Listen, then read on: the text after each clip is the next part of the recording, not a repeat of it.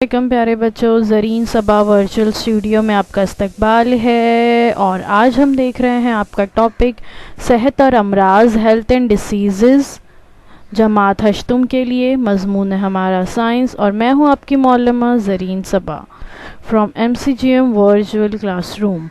तो बच्चों, last time जो है हेल्थ एंड डिसीज़ का पार्ट 1 हम देख चुके थे, आपको याद होगा। आज जो है हम इसका आगे का हिस्सा देखेंगे। तो चलिए हम शुरुआत करते हैं।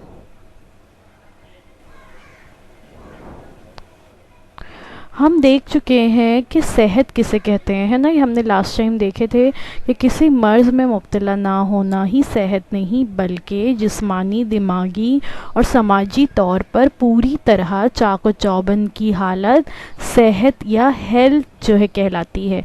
यानी सिर्फ ये नहीं कि हम बीमार नहीं हैं तो इसका मतलब ये है कि हम सेहतमंद हैं, बिल्कुल नहीं।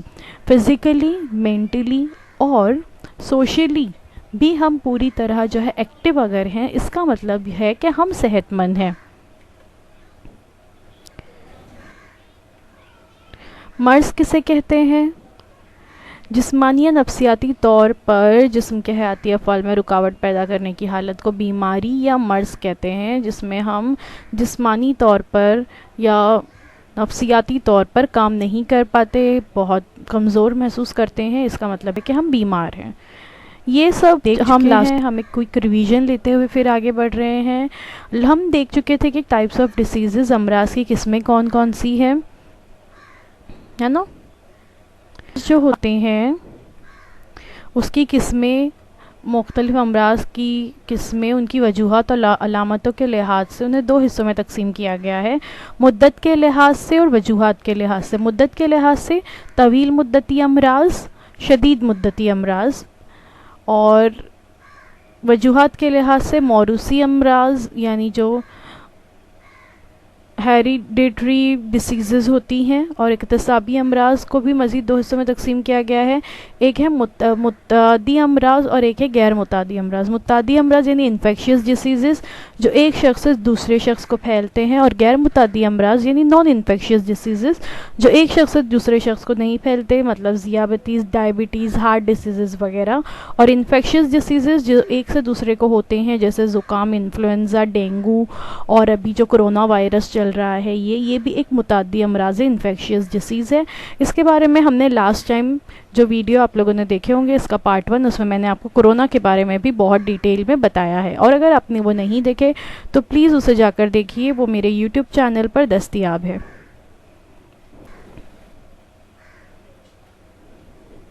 Types of diseases according to duration: chronic diseases, acute diseases, according to reasons, hereditary diseases, और acquired disease में आता है infectious disease और non infectious disease, जो अभी हम देख रहे थे। तो आज हम देखने जा रहे हैं मुतादी अमराज के बारे में। लास्ट टाइम आपको याद होगा कि हमने जो है देखे थे मुतादी अमराज के बारे में। मैंने आपको कोरोना वायरस, हेपेटाइटिस के बारे में जो है बताई थी, आलूदा हवा, पानी, ग़िज़ा और मर्ज़ बरदार हशरात और हैवानात के ज़रिए फैलने वाले अमराज को इन्फेक्शियस डिसीज़ या मुतादी अमराज कहते हैं।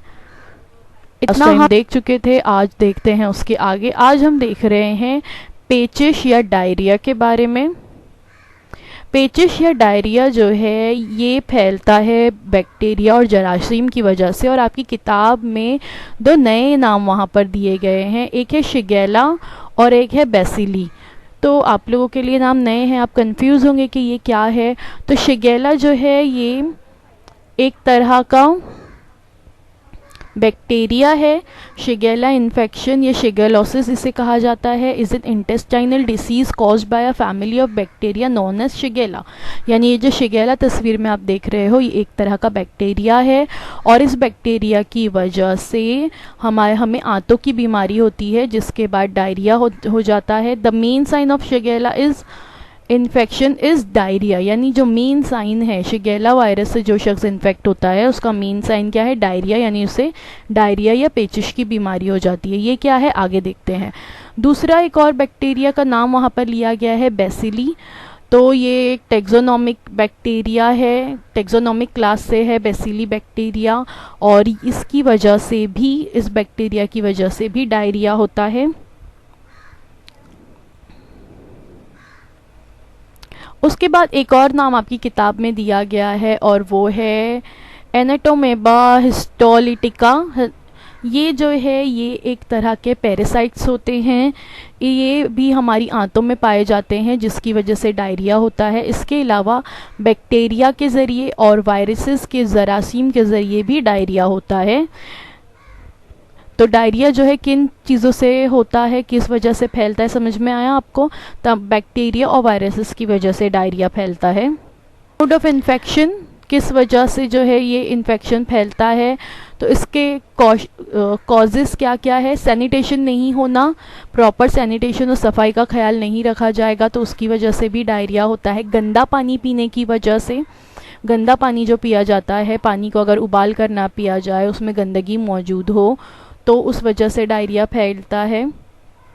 ज़्यादा भीड़ भाड़ वाली इलाकों में जहाँ पर खुली ग़िज़ाएँ मिल रही है, गंदी और खुली ग़िज़ाएँ जिस पर मक्खियाँ बैठ रही हैं, मच्छर मंडला रहे हैं, धूल बैठ रही है और फिर अगर उन्हीं ग़िज़ाओं को खा लिया जाए तो उस वजह से भी डायरिया फैलता है।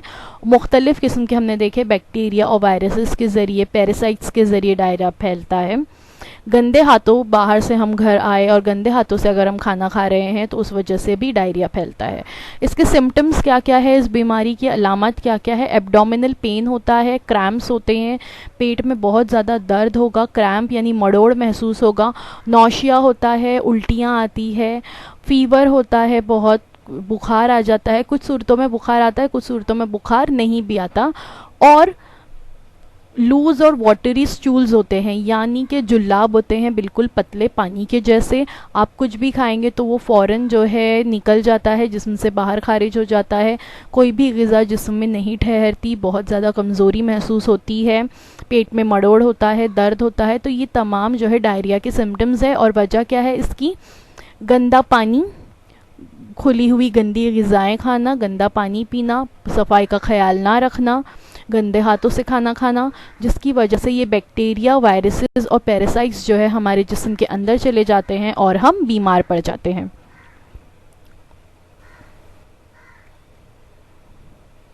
अलामात जो है अभी हम देख रहे थे, है ना, क्या है इसकी अलामात? के बहुत ज़्यादा एब्डोमिनल क्रैम्प्स होते हैं, वाटरी स्टूल होता है, लूज़ स्टूल होता है, लूज़ मोशंस होते हैं, फीवर होता है, बुखार होता है, ब्लॉटिंग होती है, नौशिया होता है। तो ये जो है इसकी अलामात हैं। अब इसका इलाज क्या है? इसका सीधा और सादा इलाज ये है कि जो भी ग़िज़ाएँ खाई जाए, जो भी ग़िज़ा इस्तेमाल की जाए, उन्हें खाने के बाद ढाक कर रखा जाए। खाना पकाने के बाद बर्तन ढाक दिए जाए, यहाँ तक कि चम्मच जो हम खुला छोड़ देते हैं वो भी खुला नहीं छोड़ना है। बाहर रास्ते पर मिलने वाली चीज़ें जो खुले में बिक रही होती हैं, सड़क के किनारे जहाँ मक्खियाँ भनभना रही हैं, जानवर आ जा रहे हैं, उस पर हमें नज़र नहीं आते, लेकिन मुख्तलिफ़ तरह के वायरसेस और बैक्टीरिया मौजूद होते हैं जिन्हें खाने के बाद हम बीमार पड़ जाते हैं। इसके अलावा पानी को जो है उबाल कर पिया जाए। अगर वाटर फ़िल्टर घर में मौजूद है तो फ़िल्टर किया हुआ पानी पिया जाए, पानी उबाल कर छान कर पिया जाए। अगर घर में फ़िल्टर मौजूद नहीं है तो पानी में फिटकरी डाल दी जा सकती है, क्लोरीन की चंद बूंदें डाल दी जा सकती हैं, जिसकी वजह से पानी जो है साफ़ हो जाता है। इसके अलावा जिस शख्स को बहुत ज़्यादा डायरिया हो, बहुत ज़्यादा जो है लूज़ मोशंस हो रहे हों, उसकी वजह से डिहाइड्रेशन हो जाता है, यानी जिस्म में पानी की कमी हो जाती है, तो उसके लिए उस शख्स को ORS देना बहुत ज़्यादा ज़रूरी हो जाता है। तो ORS के रेडीमेड पैकेट्स बाहर मिलते हैं, वो इस्तेमाल किया जाता है, या आप होममेड ORS भी इस्तेमाल कर सकते हैं। होममेड ORS कैसे बनाए जाते हैं? Take 4 cups of clean drinking water, 4 cup जो है साफ़ पानी लेना है, उसके अंदर आधा चम्मच नमक डालना है, 6 चम्मच शक्कर डालनी है। नमक शक्कर का पानी जिसे हम कहते हैं वही है ये। इसको अच्छी तरह से मिक्स करना है। और जिस शख्स को डायरिया हो गया है, हाइड्रेशन हो गया है, बहुत ज़्यादा उल्टियाँ हो रही है, लूज़ मोशन हो रहे हैं, उस शख्स को ये पानी देना है हर आधे आधे घंटे में, तो फिर वो धीरे धीरे ठीक हो जाएगा।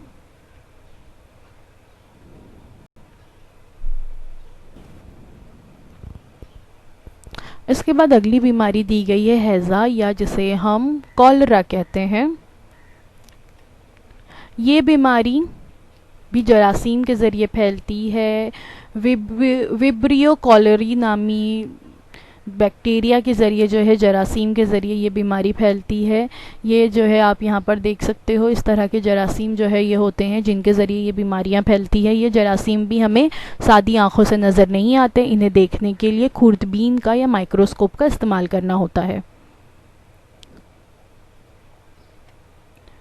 अब ये इसका ट्रांसमिशन कैसे होता है, कैसे फैलते हैं, तो drinking contaminated water can be a cause, यानी ऐसा पानी जिसके अंदर ये जरासीम मौजूद हो जो कि बज़ाहिर हमें आँखों से नज़र नहीं आ रहे हो, अगर हम इस तरह का पानी पी लेते हैं तो ये बीमारी जो है होती है। इसके अलावा गंदी ग़िज़ाएँ का मतलब ये है कि ऐसी ग़िज़ाएँ जो खुले में मिल रही हैं, जिसमें हाइजीन का बिल्कुल ख्याल नहीं रखा जा रहा, उस पर मक्खियाँ जो है मंडला रही होती हैं, गंदगी में गंदे पानी से ये ग़िज़ाएँ तैयार की जाती हैं, गंदे हाथों का इस्तेमाल किया जाता है, इन ग़िज़ाओं की तैयारी में सफाई का बिल्कुल ख्याल नहीं रखा जाता, तो इस तरह के खाना खाने से भी ये बीमारी फैलती है।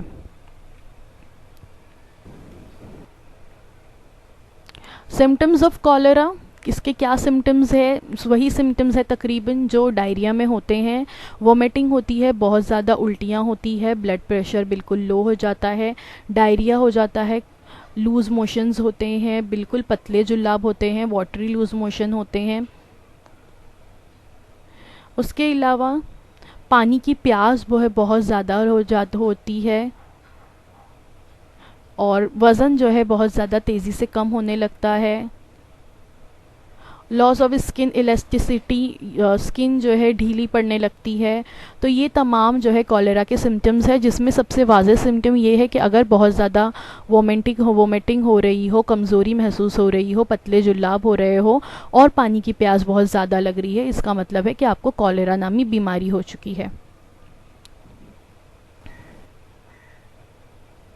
अब प्रिवेंट कॉलेरा को कैसे रोका जा सकता है, वही कि drink safe water that is boiled और क्लोरीनेटेड। मैंने जैसे बताई कि सेफ़ वाटर पिया जाए, साफ़ और पानी पिया जाए, पानी को उबाल कर छान कर पिया जाए, या अगर फ़िल्टर करके पी सकते हैं, घर में वाटर फ़िल्टर मौजूद है तो उस तरह से पिया जाए, और अगर फ़िल्टर मौजूद नहीं है तो उसमें क्लोरीन की चंद बूंदें मिलाई जाए या फिटकरी उसमें घुमा दी जाए तो वो पानी साफ़ हो जाता है। Wash your hands with soap and water after visiting the toilet and before handling food. जब भी हम टॉयलेट में से बाहर निकलें तो बिल्कुल अच्छी तरह से साबुन से अपने हाथों को धोना है। खाना खाने से पहले भी साबुन से अपने हाथों को धोना है, बल्कि ये होना चाहिए कि जब कभी भी हम बाहर से घर में आएँ तो घर में आने के बाद पहला काम ये करें कि अपने हाथों को अच्छी तरह साबुन से धोएं। देखिए आजकल जो बीमारी फैली है कोरोना वायरस, उसमें भी यही कहा जा रहा है ना कि आप जब बाहर से घर आएँ तो अपने हाथों को अच्छी तरह साबुन से धोएं, ताकि अगर अल्लाह ना करे वायरस आपकी स्किन पे चिपक गया हो तो साबुन से धोने से वो ख़त्म हो जाता है। तो इसलिए हाथों को अच्छी तरह से धोना बहुत ज़्यादा ज़रूरी है। इसके अलावा wash fruits and vegetables properly with safe water before eating and for preparing food. बाहर से जो भी ग़िज़ाएँ घर में लाई जाती हैं, वेजिटेबल्स लाई जाती हैं, फ्रूट्स लाए जाते हैं, या इसके अलावा जो भी चीज़ें बाहर से घर में आती हैं, उन्हें खाने से पहले अच्छी तरह से साफ़ करना चाहिए, धोना चाहिए और फिर उनको खाना चाहिए या उनसे खाना तैयार करना चाहिए। Cook food properly, buy and eat only hot food. खाने को अच्छी तरह से पकाया जाए, अगर खाने को तेज़ आंच पर अच्छी तरह से पकाया जाता है, कच्चा नहीं रखा जाता, अच्छी तरह से पकी हुई ग़िज़ा अगर खाई जाती है तो अगर उसमें किसी तरह की जरासीम है तो वो खुद ब खुद मर जाते हैं। इसके अलावा अगर हमें बाहर खाना खाने की ज़रूरत पड़ रही है तो पहले तो ऐसा खाना इस्तेमाल किया जाए जो ढक कर रखा हुआ हो, और दूसरी है कि हमेशा गर्म खाना खाया जाए, ठंडे खाने से परहेज़ की जाए।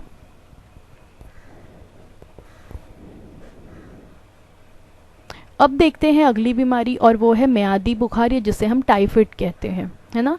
ये भी जो है एक तरह के जरासीम से फैलता है, और उस जरासीम का नाम है सल्मोनेला टाइफी। ठीक है, ये इस तरह से जैसे तस्वीर में नज़र आ रहे हैं, इस तरह के जरासीम होते हैं ये, इनके ज़रिए टाइफाइड फैलता है। अब इसका मोड ऑफ ट्रांसमिशन क्या है, वही जो हम इससे पहले वाली बीमारियों में देख चुके हैं, आलूदा गंदा पानी पीना, जिसमें जरासीम जो है हो सकते हैं, और खुली ग़िज़ाएँ खाना जिस पे मक्खियाँ भिन भिन आ रही हों, तो इन ग़िज़ाओं के खाने की वजह से भी टाइफाइड जो है हमें हो सकता है। टाइफाइड के सिम्टम्स क्या हैं? सबसे पहला सिम्टम ये कि हाई फीवर होता है, बहुत ज़्यादा बुखार होता है, स्टमक पेन होता है, पेट में दर्द और मरोड़ होता है, सर दर्द होता है, कॉन्स्टिपेशंस होते हैं, यानी आपको अजाबत में तकलीफ़ हो सकती है, बहुत ज़्यादा कमज़ोरी महसूस होती है, ड्राई कफ होता है, जिस्म पर रैशेज़ आ जाते हैं, और सुर्खी माइल जो है स्किन नज़र आने लगती है, अजीब अजीब तरह के रैशेज़ आ जाते हैं। तो ये जो है इस बीमारी की अलामात हैं। अब प्रिवेंशन क्या है, इस बीमारी का इलाज क्या है? तो सबसे पहले तो हमेशा घर पे आने के बाद, टॉयलेट से निकलने के बाद, खाना खाने से पहले अपने हाथों को अच्छी तरह से धोएं। बॉयल पानी पिया जाए, जो मैं इससे पहले भी कह चुकी हूँ कि बॉयल किया जाए पानी, छान कर उबाल कर पानी इस्तेमाल किया जाए, या फ़िल्टर वाटर पिया जाए। क्लीन फ्रूट्स एंड वेजिटेबल्स, पानी से अच्छी तरह से तमाम किस्म के फ्रूट और वेजिटेबल जो भी घर पर आते हैं उन्हें धोया जाए, और धोने के बाद ही उसका इस्तेमाल किया जाए। और गेट वैक्सीनेटेड। टाइफाइड कोई बहुत बड़ी बीमारी नहीं है, अब इसकी तमाम दवाएं जो है बाज़ार में दस्तयाब है, तो जैसे ही पता चले वैसे ही दवा लेना स्टार्ट कर दें, तो आप इंशाल्लाह अच्छे हो जाएंगे।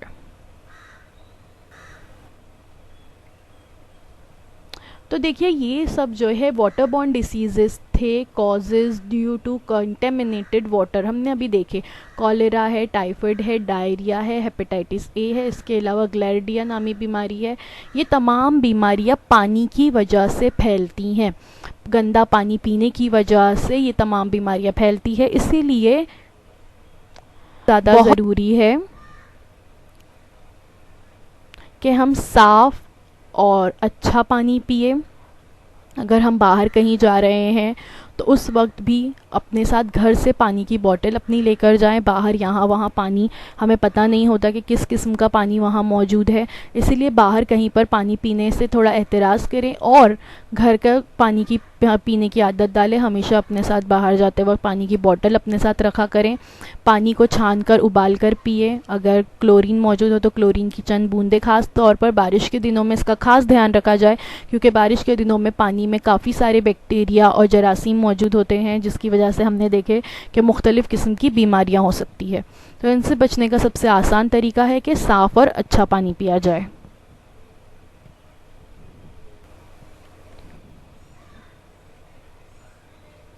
तो बच्चों हमने देखे कि तमाम बीमारियां मुख्तलिफ़ किस्म के जरासीम और बैक्टीरिया की वजह से फैलती हैं, है ना। और अगर हमें इनसे बचना है तो हाथों को अच्छी तरह से धोना है, साफ़ सफाई का ख्याल रखना है, अपने आप को और अपने माहौल को भी साफ़ सुथरा अगर हम रखेंगे तो हम बीमारियों से बचे हुए रहेंगे।